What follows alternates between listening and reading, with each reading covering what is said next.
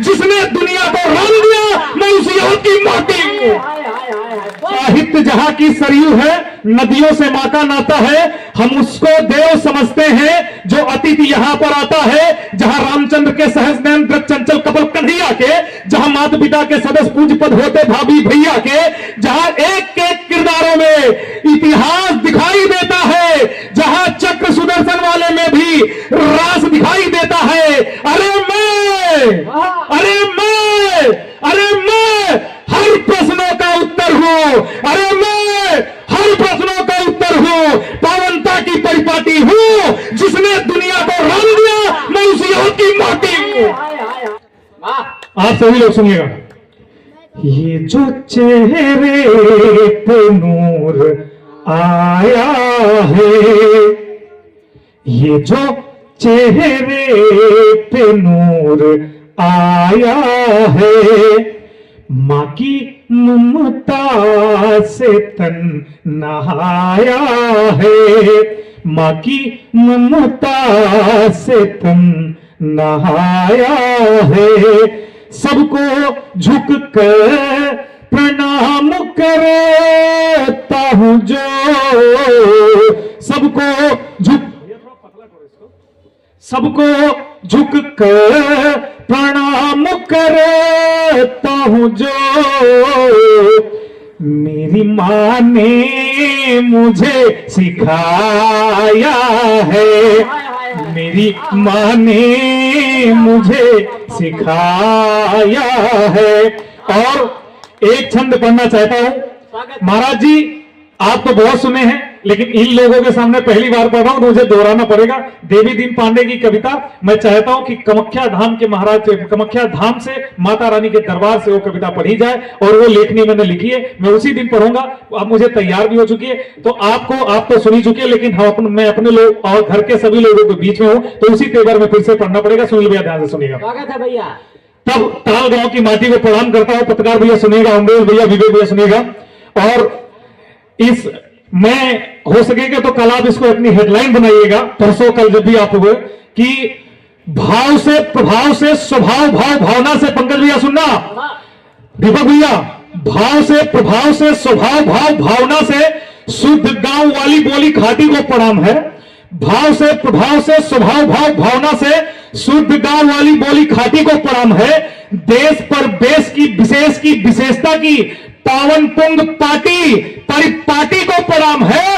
अरे हिंदी मां निहाल, हिंदी मां के जुड़े लाल यहां, हिंदी मां निहाल, हिंदी मां के जुड़े लाल यहां, दुर्गम रुद्रावली की घाटी घाटी को प्रणाम है। अरे रुको, दुर्गम रुद्रावली की घाटी घाटी को प्रणाम है। और जाके अंक बुद्धिजन प्यार से बिहार करे, जाके अंक बुद्धिजन प्यार से बिहार करे, ताल गांव वाली पावन माटी को प्रणाम है। जिंदाबाद भाई, बाबा बाबा, क्या कविता हो रही है भाई, बाबा बाबा। सुनिएगा, कविता नहीं बवाल हो रहा है, बवाल। जिंदाबाद, हाँ, ये बवाल है। सुनिएगा, बाबा। पंक्तियां पढ़ता हूं। स्वागत है भैया। हमारे देश में मैं जाता हूं तो लोगों को अयोध्या कैसे आमंत्रित करता हूं, सुनिएगा। गोबर के लेप से लिपाइए समग्र घर और गाय माता संग झूम कर देखिए। दीपक भैया सुनिएगा, आपका सुनना जरूरी है, क्योंकि आप ही के द्वारा सभी कवियों का कल्याण होना है। सुनना तो पंकज भैया सुनना। गोबर के लेप से लिपाइए समग्र घर, भैया सुनिएगा, गोबर के लेप से लिपाइए समग्र घर। मेरे मौसा जी की उपस्थिति में मौसा जी का डर के मारे फोन ही नहीं उठाता हूं, पता नहीं कितना डांटेंगे। और हमारे कमलेश चंद मौसा जी बैठे हुए पांडे जी, तो उनका फोन में डर के मारे नहीं उठाता हूं, पता नहीं कितनी डांट पड़ेगी, क्योंकि उससे पहले वाला फोन में ऑलरेडी नहीं उठा चुका होता हूं, इसलिए नहीं उठा, बहुत कम उठाता हूं, डर लगा रहता है। तो ऐसे हमारे गुरुजन बैठे हुए, हमारे पिता तुल्य बैठे हुए हमारे मौसा जी, तो सुनिएगा कि गोबर के लेप से लिपाइए समग्र घर और गाय माता संग झूम कर देखिए। गोबर के लेप से लिपाइए समग्र घर और गाय माता संग झूम कर देखिए। सरयू के नीर से मिटाइए हृदय की पीर, एक बार अवध में घूम कर देखिए। अरे राम नाम सिया राम से कटेंगे सारे पाप, राम नाम पर निज धूम कर देखिए। अरे विपदा बड़ी हो चाहे भाल पे खड़ी हो, अरे विपदा बड़ी हो चाहे भाल पे खड़ी हो, आप मां के चारों का बस चूम कर देखिए। जिंदाबाद भाई, क्या बात आहा, वाह जमाए हमारे। क्या माला माल हुए हैं भैया, वाह वाह वाह वाह, जिंदाबाद। भैया दीपू भैया के हाथों ये महाराज जी इस समय मैं 2 लीटर पानी नीम का पत्ता पूरा मिक्सी में पीस करके सुबह पीता हूँ। उसके पीछे जो देन है ये दीपू भैया की देन है। रोज सुबह पहले इतनी पत्ती खाते थे, रेस के चैंपियन थे और लखनऊ में जब आते थे साथ में मुझे दौड़ाते थे और वो नीम की पत्ती इन्होंने आदत डाली। आज मुझे कोई कष्ट नहीं होता, मैं पूरा भर के भगोना पी जाता हूँ सुबह। मेरा इस समय वही भोजन चल रहा है। तब आगे सुनिएगा, स्वागत है। अयोध्या में एक इलेक्शन हुआ। कुछ लोगों ने कहा हमारे आपके बीच में अमरेश भैया, कुछ लोग ये कहने लग गए कि हम बाहर जाते हैं तो मुझे शर्म आती है कि मैं अयोध्या का बताने में शर्म आती है। मैं आप सबसे पूछना चाहता हूं, क्या दुनिया का कोई इलेक्शन, कोई चुनाव हमारे राम की महत्ता को कमजोर कर सकता है क्या? तब दूसरे दिन रीवा में कार्यक्रम था, मैं बहुत हतोत्साहित था, मुझे बहुत कष्ट हो रहा था कि मैं क्या पढ़ूंगा। लेकिन बहुत बड़े कवि है श्री राम किशोर तिवारी, उनकी उपस्थिति थी। उन्होंने कहा दुर्गेश तुम बहुत अच्छा पढ़ोगे और इस चीज के लिए मत परेशान हो कि चुनाव, क्योंकि कभी कोई चुनाव भगवान राम की महत्ता को कमजोर नहीं कर सकता। तब पंक्तियां पढ़ता हूं, सुनिएगा। और मैंने क्या कहा, और आप भी जब जाएं अपने बच्चों से कहना कि अपने स्कूल में दिल्ली, कलकत्ता, मुंबई या देश विदेश जहां भी रहें तो वो अपना परिचय किस प्रकार से दें। मैं अपना परिचय देता हूं, आप लोग भी अपने बच्चों से कहें कि अपना परिचय किस तरह दें। सुनिएगा, साहित्य जहां की सरयू है, अमरेश भैया सुनिएगा, महाराज जी प्रणाम करता हूं, संतोष भैया को प्रणाम करता हूं, सुनिएगा, सुनील भैया सुनिएगा। साहित्य जहां की सरयू है, साहित्य जहां की सरयू है, नदियों से मां का नाता है। साहित्य जहां की सरयू है, नदियों से मां का नाता है।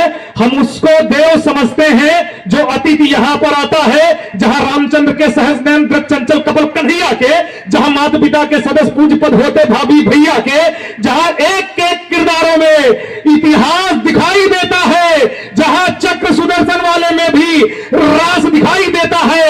अरे मैं हर प्रश्नों का उत्तर हूं, अरे मैं हर प्रश्नों का उत्तर हूं, पावनता की परिपाटी हूं, जिसने दुनिया को रंग दिया मैं उसी याद की माटी हूं। हाय हाय हाय हाय, बोल सिया बलरामचंद्र की। हाय हाय हाय हाय, वाह क्या बात है, क्या कविता हो रही भाई, वाह। हमारे देश में एक 2 कौड़ी की नेता ने हमारे सांसद, हमारे लोकसभा में, हमारे सांसद भवन में उसने क्या कहा, ज्यादा देर नहीं हूं क्योंकि अभी मुझे प्रधान जी से अगला एक प्रॉपर कवि सम्मेलन लेना है, तो इस वजह से ताकि इच्छा बाकी रखूंगा। मैं पूरा अगर पूरा सुन लेंगे तो उसके बाद उनकी इच्छा खत्म हो जाएगी, तो मैं इच्छा खत्म नहीं करना चाहता हूं क्योंकि लालसा बढ़ा के रखना चाहता हूं। सुनेगा कि हमारे देश में 2 कौड़ी के नेता ने संसद भवन में बोला हिंदू हिंसक होता है। हमारा आपका वोट पाकर ये 2 कौड़ी के नेता जाकर के उनकी ये हिम्मत हो जाती है, वो कहते हैं हिंदू हिंसक होता है। तब पंक्तियां पढ़ता हूं और जितनी भी, इस बार चाहता हूं एक भी हाथ खामोश ना रहे अगर मैंने सच बात कह दी हो। और सुनिएगा, उसको जवाब देता हूं कि हिंदुओं को हिंसक बताने वाले जान ले तू, हिंदुओं को हिंसक बताने वाले जान ले तू, भारतीय राजनीति का काला धब्बा बना रहेगा। फर्जी खानदान लेके आप सभी उस नेता का नाम जानते हैं। मैं इतने छोटे व्यक्ति का, इतने गिरे हुए व्यक्ति का, इतनी तुच्छ मानसिकता के व्यक्ति का नाम अपनी जुबान से लेकर के इस व्यासपीठ को मैला नहीं करना चाहता। तब सुनिएगा, हिंदुओं को हिंसक बताने वाले जान ले तू, भारतीय राजनीति का काला धब्बा बना रहेगा। फर्जी खानदान लेके, अफजल का ज्ञान लेके उमर अब्दुल्ला ही तेरा अब्बा बना रहेगा। अरे उमर अब्दुल्ला ही तेरा अब्बा बना रहेगा। भारत तेरे टुकड़े का ख्वाब देखता कन्हैया, भारत तेरे टुकड़े का ख्वाब देखता कन्हैया, वामपंथियों का खाली डब्बा बना रहेगा। और साथ देने तालका वालों, वामपंथियों का खाली डब्बा बना रहेगा। अरे सनातन था, सनातन है, सनातन था, सनातन है, सनातन का, अरे सनातन था, सनातन है, सनातन का दबदबा बना रहेगा। हाय हाय हाय हाय, वाह वाह वाह वाह वाह, नमः पार्वती पतये हर हर महादेव। वाह वाह वाह वाह, बांग्लादेश में अद्भुत है, एक- जिंदाबाद। सुनिएगा, एक संवेदना की बात बताना चाहता हूं। क्या बात। बांग्लादेश में एक बच्ची का 11 लोगों ने 12 साल की बच्ची का 11 लोगों ने बलात्कार किया और एक हैदराबादी 2 कौड़ी के नेता ने क्या कहा, दीपक भैया, उसकी हिम्मत ये हो जाती है क्योंकि हम एक नहीं है, तब किसी की हिम्मत हो जाती है हमारे पर उंगली उठाने की। तब कहता है अगर आज दीपक तिवारी भैया हैं और वो प्रधान हैं तो कल 4 लोग ये आपस में आपको हराने के लिए आपके 4 लोग खड़े कर दिए जाएंगे। क्यों? क्योंकि हम एक नहीं है दीपक भैया। यदि ये सोच लिया जाए कि दीपक भैया अच्छा कार्य कर रहे हैं और दीपक भैया का लगातार सपोर्ट किया जाए तो ये इस देश हमारे साथ सबसे बड़ी यही गलती है भैया। हमें एक रहने की जरूरत है, एक रहेंगे तो सेफ रहेंगे। तब पंक्तियां पढ़ता है, सुनिएगा, हमारे उस बच्ची का 11 लोगों ने बलात्कार किया, उस 12 साल की बच्ची का 11 लोगों ने।